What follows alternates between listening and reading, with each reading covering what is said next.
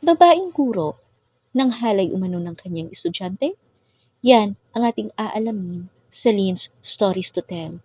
Pero bago ang lahat, please subscribe to my channel. Guro't mag-aaral, bawal magkaroon ng sexual na relasyon. Isa sa mga patakarang ipinapatupad sa loob ng paaralan. Hailey Michelle Clayton Carmack, 26 years old, math teacher, ay inaakusahang panghahalay sa kanyang 16 years old na estudyante. Ayon pa sa imbestigasyon ng mga pulisya, dalawang mag-aaral na kaibigan ng biktima ang lumapit sa kanila at nagbigay ng salaysay ukol sa panghahalay ng sospek sa biktima. Isa sa dalawa ang nagsabi, kinahihiligan ng guro ang magsuot ng maiikling blouse at fitted na leggings. Ibinabahagi rin daw nito sa loob ng kanilang klase ang tungkol sa sex life nito. Ipinakita rin sa kanila ng kanilang kaibigan ang mga natamong kalmot nito sa likod mula sa guro habang sila'y nagtatali. Lumapit at nagsumbong sila sa ama ng biktima, ngunit nagsawalang kibo lamang ito.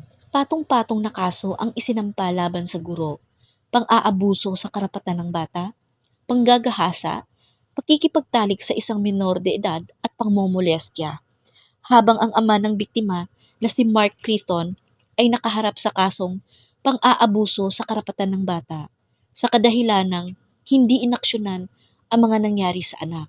Lumabas din sa investigasyon ng mga pulisya, ang mister ng sospek ay nag-file ng diborsyo noong August 23, 2023.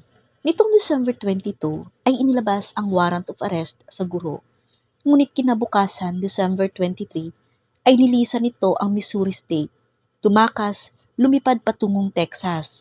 Ayon pa sa mga kapitbahay, ay doon na raw ito maninirahan kasama ang pamilya. Kasalukuyang tinutugis ang sospek.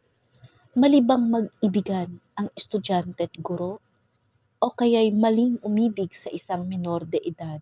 Kapahamakan ang dulot kapag batas ay ating nilalabag. Maraming salamat sa mga nanonood at nakikinig. God bless.